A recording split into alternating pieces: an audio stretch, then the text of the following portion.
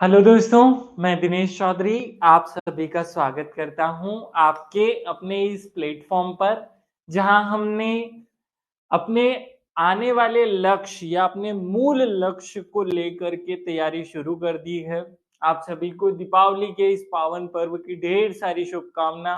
मैं आशा करता हूं कि इस पर्व पर जो छुट्टियां आपने मनाई है वो आपके लिए एक रिचार्ज का काम करेगी और आप अपनी पूरी शक्ति से फिर से अपने इस टारगेट पर जुट जाएँगे। 2026 प्रीलिम्स परीक्षा ही अब हमारा मूल टारगेट है।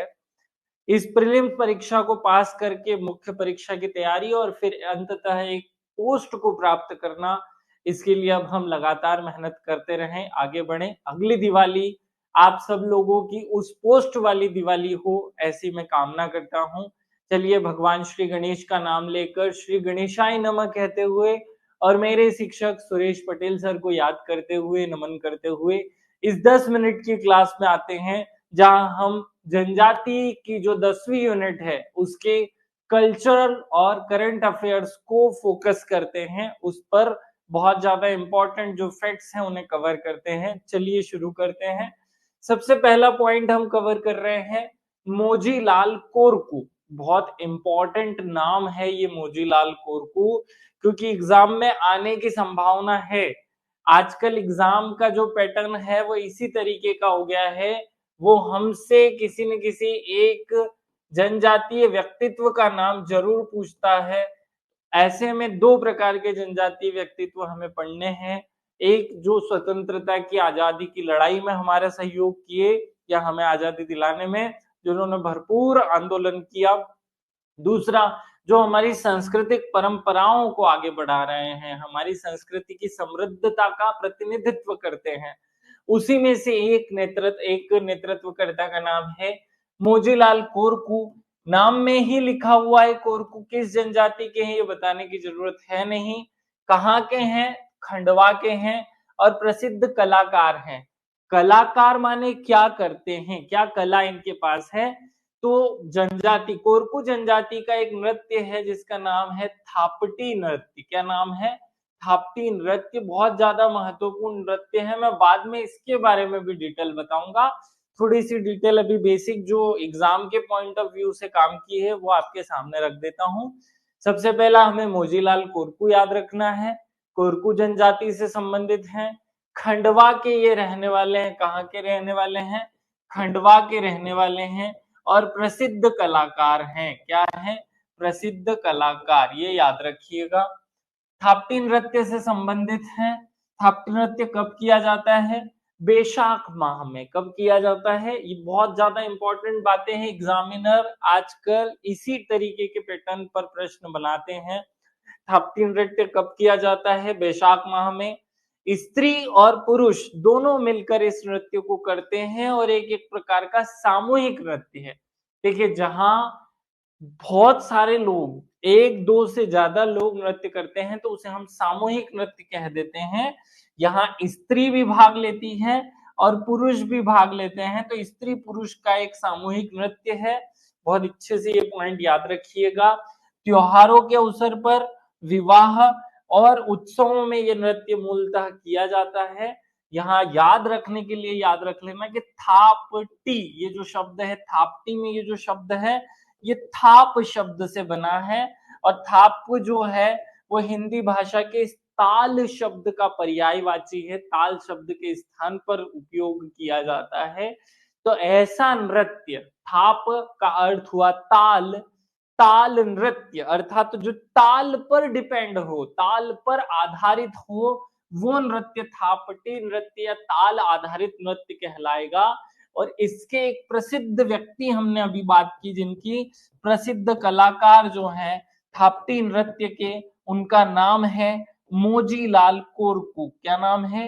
मोजीलाल कोरकू। अब देखो, हमारे यहाँ आजकल पैटर्न जो एग्जामिनर पूछते हैं वो बहुत अलग है, जबकि स्टूडेंट जो तैयारी करते हैं वो क्या है?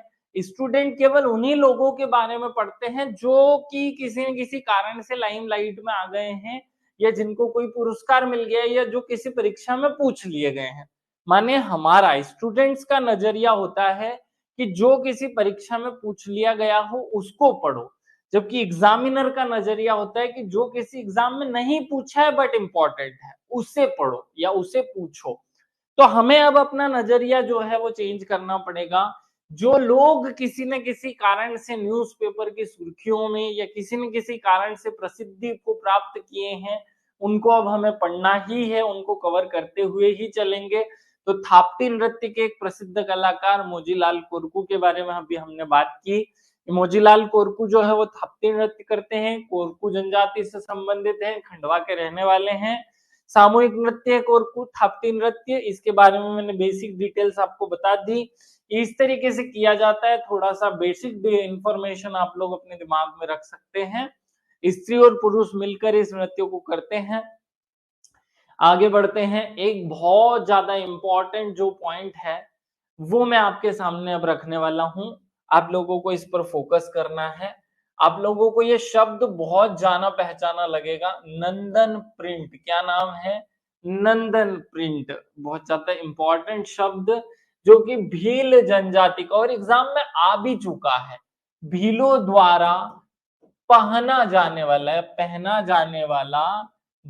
वाला एक विशेष कपड़े का प्रकार या विशेष कपड़े की प्रिंटिंग जो कि नंदन प्रिंट के नाम से जानी जाती है।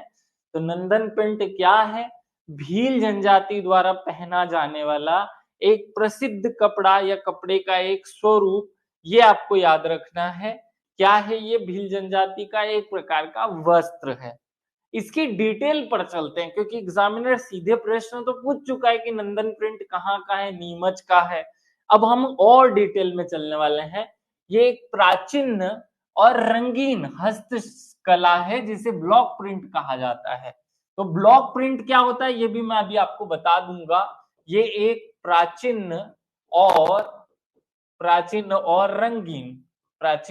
रंगीन हस्तकला है। ये हस्तकला का मतलब होता है जिसे हाथ से बनाया जाता है, जिसे हाथ से मुद्रित किया जाता है, वो वाली कला हस्तकला कहलाती है। या जो बेसिक इसकी जो सबसे बड़ी विशेषता है, क्योंकि आजकल एग्जामिनर क्या कर रहा है, नंदन प्रिंट के बारे में एक असत्य कथन है, 4 सेंटेंस दे देता है, उनमें से फिर हमें एक छांटना होता है।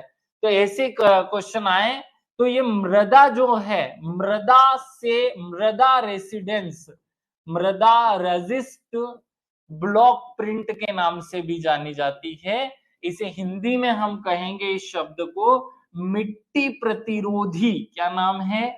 मिट्टी प्रतिरोधी। मृदा माने मिट्टी, प्रतिरोधी ठप्पा छपाई, ये शब्द आप याद रखिएगा।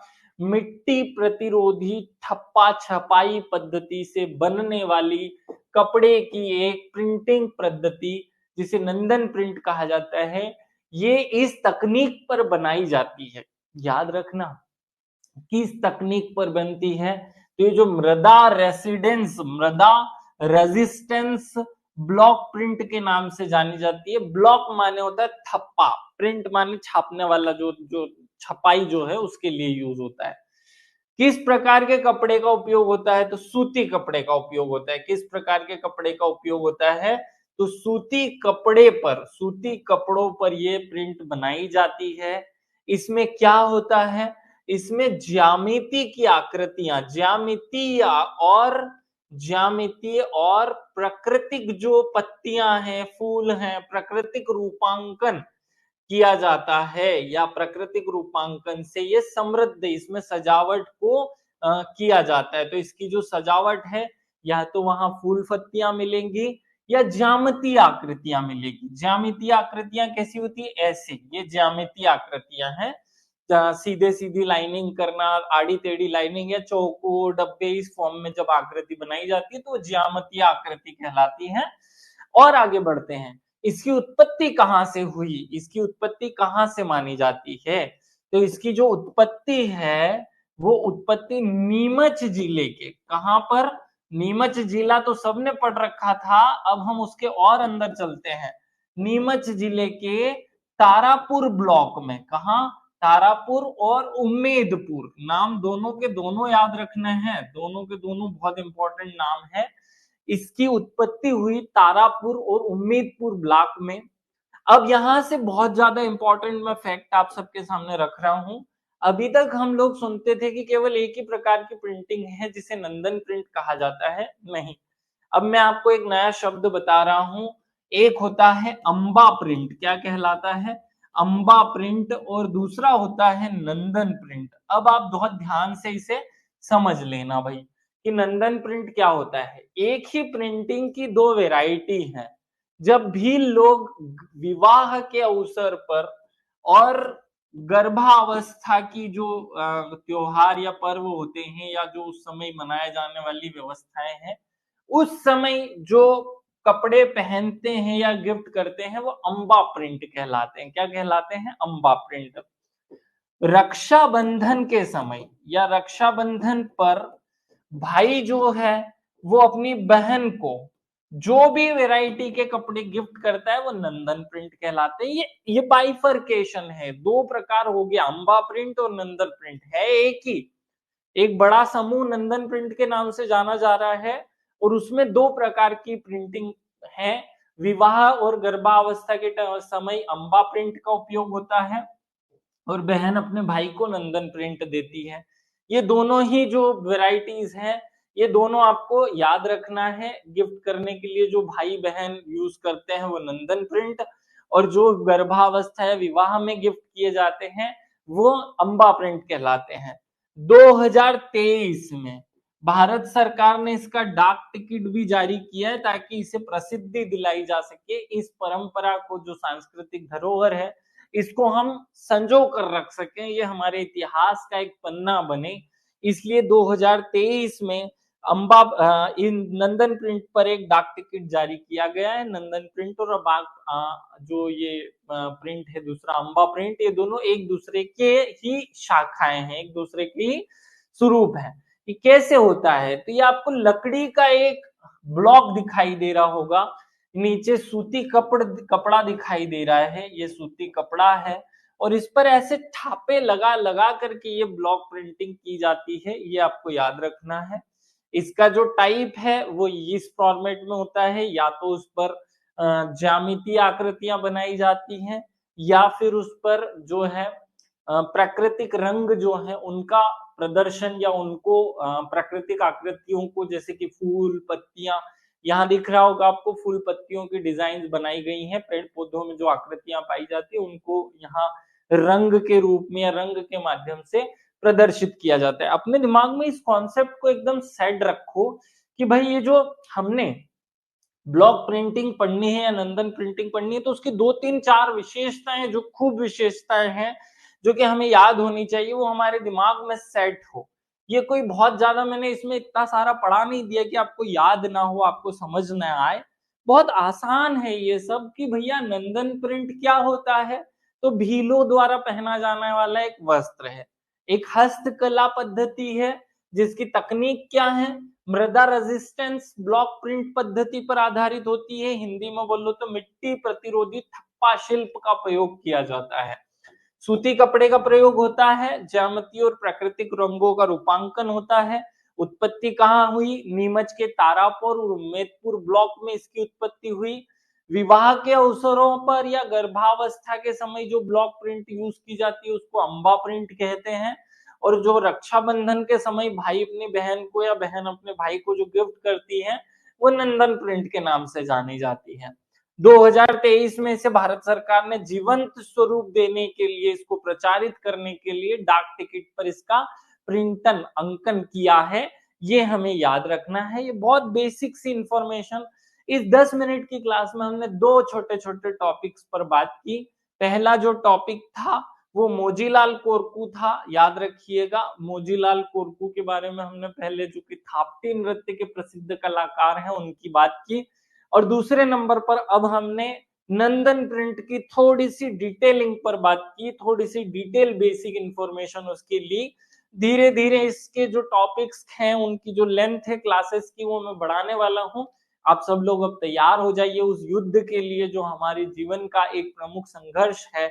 इस संघर्ष को अगर आपने अच्छे से लड़ लिया, आपने जी इसको इसमें अच्छे से पार्टिसिपेट कर लिया, तो पूरी जीवन भर एक पोस्ट पर रहकर अपने जीवन को सफल स्वरूप और अपनी जो परिवार है, अपना जो वंश है, उसे बहुत अच्छा स्तर दे पाएँगे। चलिए अग्रिम शुभकामनाओं के साथ आप सब लोगों से विदा लेता हूँ। त्योहार अब समाप्त हुए, अब हमें अपने आप पर काम करना शुरू करना है।